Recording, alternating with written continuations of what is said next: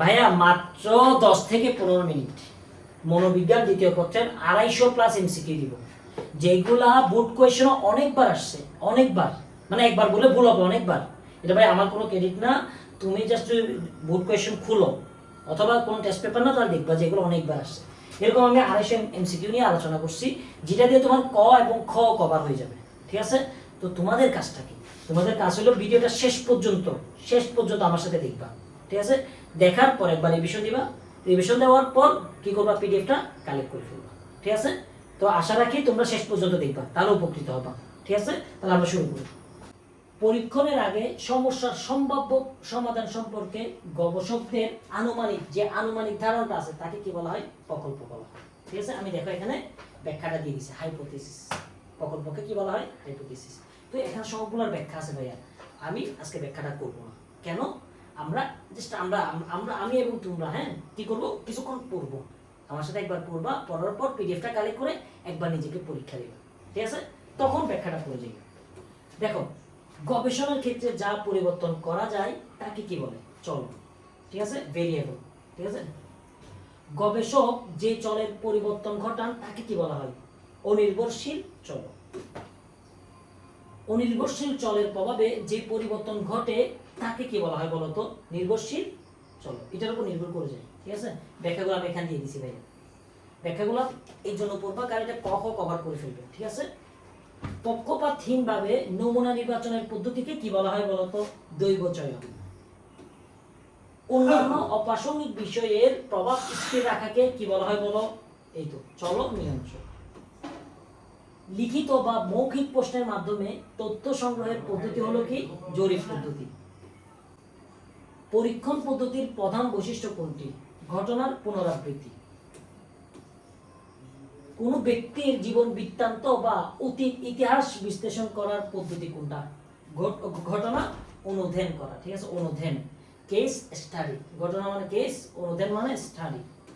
বিচ্যুতি বলতে কি বোঝায়? কেন্দ্রীয় মান থেকে ব্যবধান।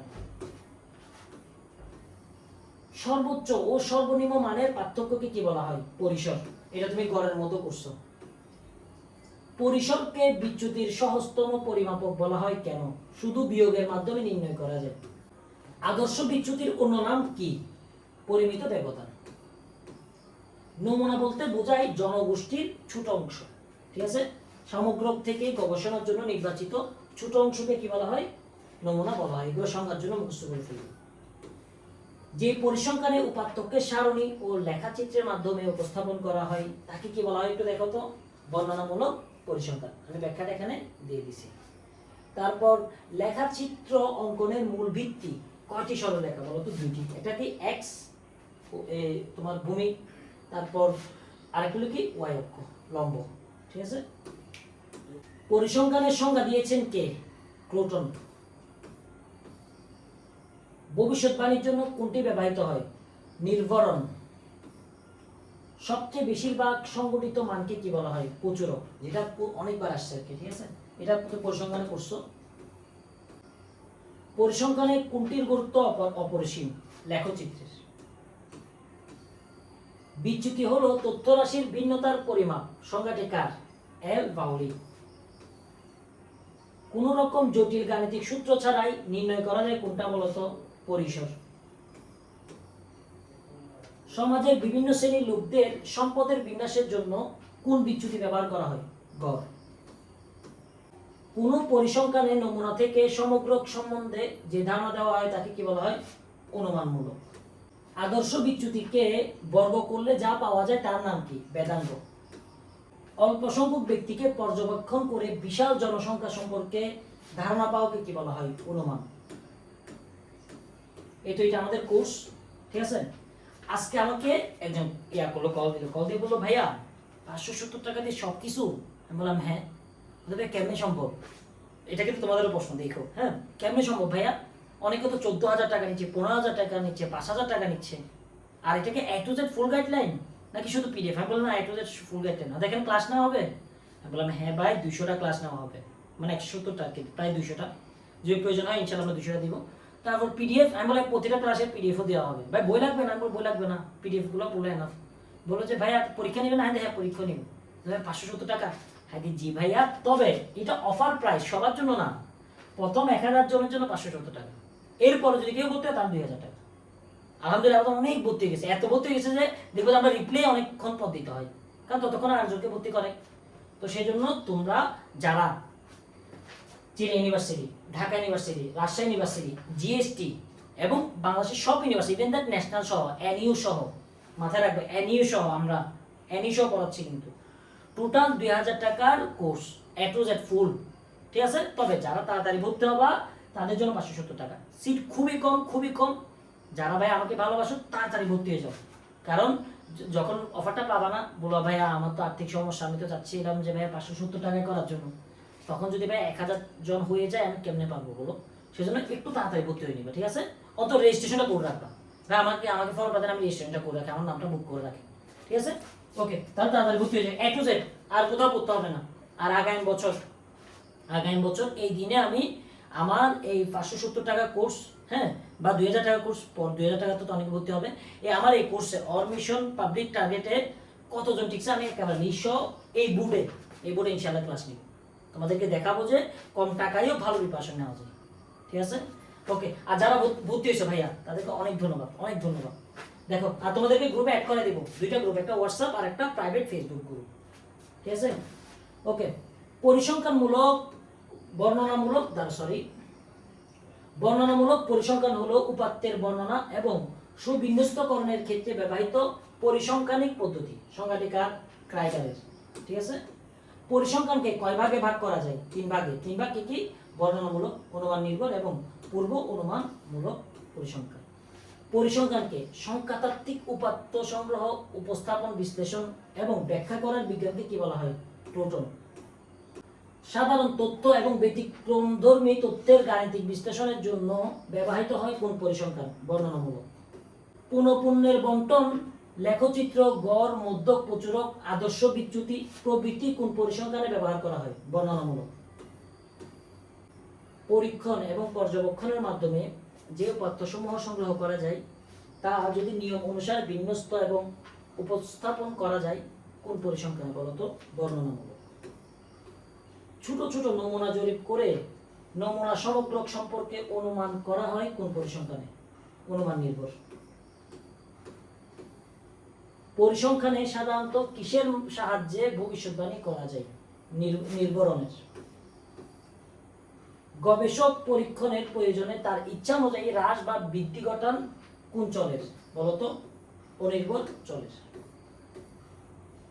চল নিয়ন্ত্রণের ডান বাম কৌশলটি হলো প্রতিতুল্য মূল্যায়ন। চল নিয়ন্ত্রণ কৌশলের তুল্য মূল্যায়ন পদ্ধতিকে কয়টি দল থাকে? বলতো 2টি দল। 2টি দল কি কি এখানে দিয়ে দিছি। মনোবিজ্ঞানের সবচেয়ে বেশি বিজ্ঞানসম্মত পদ্ধতি কোনটি? পরীক্ষণ পদ্ধতি। কোনটি সুপরিকল্পিত এবং সুনিয়ন্ত্রিত পদ্ধতি? বলতো কোনটা? সেটা হলো পরীক্ষণ পদ্ধতি। পরীক্ষণের প্রথম ধাপ কোনটি? সমস্যার বর্ণনা করা। বিস্তার মান নির্ণয়ের প্রক্রিয়া কোন নির্ণয়ের প্রক্রিয়ার সমরূপ? আদর্শ বিচ্যুতি। বিচ্যুতি পরিমাপের জন্য কত প্রকারের পরিমাপক ব্যবহার করা হয়? 5। কোন তথ্য সারির সবচেয়ে বড় এবং সবচেয়ে ছোট মানের পার্থক্য নিচের কোনটি? পরিসর। অল্প সংখ্যক ব্যক্তির পর্যবেক্ষণকে কি বলা হয়? নমুনা। যা থেকে নমুনা নেওয়া হয় তাকে কি বলা হয়? সমগ্র। নিচের কোন পদ্ধতিতে মানুষের কেস স্টাডি এবং কেস হিস্ট্রি চাওয়া হয়? চিকিৎসামূলক পদ্ধতিতে। মানসিক ব্যাধিগ্রস্ত ব্যক্তিকে শনাক্তকরণে কোন পদ্ধতি ব্যবহার করা হয়? চিকিৎসা পদ্ধতি। পেশনা কোন ধরনের চল? মধ্যবর্তী চল। গোলমালের কারণে শিক্ষণ বিলম্বিত হয়, এখানে শিক্ষণ কোন ধরনের চল? নির্ভরশীল। চালক রাস্তা দিয়ে গাড়ি চালাতে গিয়ে লাল বাতি দেখে গাড়ি থামিয়ে দিল, এখানে গাড়ি থামানো কোন চলের উদাহরণ? নির্ভরশীল। বাহ্যিক চল নিয়ন্ত্রণের কৌশল কত প্রকার? 5 প্রকার। নির্ভরশীল চল সবসময় কিসের সাথে সম্পর্কযুক্ত? পরীক্ষণ পাত্র। মূল্যবোধ নিচের কোনটির সমন্বয়ে গঠিত? মনোভাব। মূল্যবোধ এক ধরনের কি? আদর্শ। মূল্যবোধের বৈশিষ্ট্য কোনটি? সমাজের ঐক্য এবং সংহতি রক্ষা করা। কোনটি মূল্যবোধের উদাহরণ? বিশ্বাস। মূল্যবোধের বৈশিষ্ট্য কোনটি অপেক্ষাকৃত স্থায়ী? এই তো এটা আমাদের কোর্স, ঠিক আছে? তাড়াতাড়ি ভর্তি হয়ে যাবো, তাড়াতাড়ি ভর্তি হয়ে যাবো, পরে কিন্তু অফারটা পাবা না, তখন আফসোস করবা। আমি আবার বলে দিচ্ছি, দেখো চিটা university, Dhaka university, Rajshahi university, NU all ইউনিভার্সিটির ফুল প্রিপারেশন, ইংলিশের সবচেয়ে সেরা ক্লাস নেবো ইনশাল্লাহ। আমরা দেখো যারাই পড়বা তাদের রিভিউগুলো দেখবে ইনশাল্লাহ, ঠিক আছে? একেবারে A to Z full preparation, full preparation, আর কোথাও পড়তে হবে না, ঠিক আছে? কত টাকা? মাত্র 2000 টাকা দিয়ে। কিন্তু যারা তাড়াতাড়ি ভর্তি হবে, অর্থাৎ 1000 জনের ভিতরে আলহামদুলিল্লাহ অনেকে ভর্তি হয়ে গেছে, অনেকে আর কিছু সিট বাকি আছে, তাদের জন্য মাত্র 570 টাকা। তাড়াতাড়ি ভর্তি হয়ে যাও, এই 570 টাকা দিয়ে ক্লাসটা করো, 1 মাস করো, তারপর না হয় তুমি চেঞ্জ করলা। ভাই 570 টাকা দিয়ে ভাই পিডিএফ গ্রুপও মানুষ ঢুকে ঢুকে দেখো 570 টাকা দিয়ে তুমি জিতবা, পরে আফসোস করবা যদি না ঢুকো। দেখবা যে হাজার হাজার স্টুডেন্ট টিকছে। দেখো আমি বলছি তো, আমি আগামী বছর এই দিনে ইনশাল্লাহ ক্লাস নেবো যে কারা কারা টিকছে ইনশাল্লাহ। দেখো অনেক টাকা খরচ করতেছো না ভাই, বাদ দাও না, 570 টাকা এখন অফার আছে। ঢুকে এ টু জেড 200টা ক্লাস, 200টা ওই ক্লাসের পিডিএফ, আর 200টার মতো এক্সাম। 200টা কনফার্ম, ক্লাস হবে 170টার মতো, কিছু বাড়তে পারে, ঠিক আছে? 170টার মতো। এই তাহলে বুঝো বিষয়টা আর কিছু লাগতেছে। এবং ন্যাশনাল ইউনিভার্সিটি পর্যন্ত আমাদের, কারণ যেহেতু এখন ন্যাশনাল ইউনিভার্সিটিতে তোমার এডমিশন আছে, সেটা এখন ন্যাশনাল ইউনিভার্সিটি পর্যন্ত আমাদের ফুল সার্ভিস, ঠিক আছে? তো আমি আশা রাখবো তাড়াতাড়ি তোমরা জয়েন হয়ে নিবে, ঠিক আছে? কত টাকা? মাত্র 570 টাকা, মাত্র 570 টাকা দিয়ে, ঠিক আছে ভাইয়া? ওকে, তো এটা এই পিডিএফ সবগুলো এখানে দেওয়া আছে। তোমাদের কাজ কি? তোমাদের কাজ হলো ভিডিওটা শেয়ার দিয়ে পিডিএফটা কালেক্ট করে ফেলবা, ঠিক আছে? পিডিএফটা কালেক্ট করে ফেলবা, এখানে ব্যাখ্যা সহ দেওয়া আছে, ঠিক আছে? তারপর পড়া শুরু করে দিবা। আর পিডিএফটা কোথায় পাবো? আমাদের গ্রুপ আছে, ফেসবুক গ্রুপ, ওইখানে ঢুকতে পারো। আর ভিডিওটা শেয়ার করে আমাদেরকে হোয়াটসঅ্যাপে নক করবো, আমরা পিডিএফটা দিয়ে দিব, ঠিক আছে? সবাই ভালো থাকো, সুস্থ থাকো। আরেকটা জিনিস, যে আশেপাশের মানুষগুলো তোমার বললো না তুমি কিছুই পারো না, তাদেরকে দেখায় দাও তুমি সব কিছুই পারো, for your family, for your self, ঠিক আছে? বড় হও, সুস্থ থাকো, অনেক অনেক সফল একজন মানুষ হও, হ্যাঁ? আর পরিশেষে ভালো মানুষ হবা, ঠিক আছে? আমার জন্য দোয়া করবা, তোমাদের জন্য অনেক দোয়া। আল্লাহ তোমাদেরকে অনেক ভালো রাখো। আসসালামু আলাইকুম।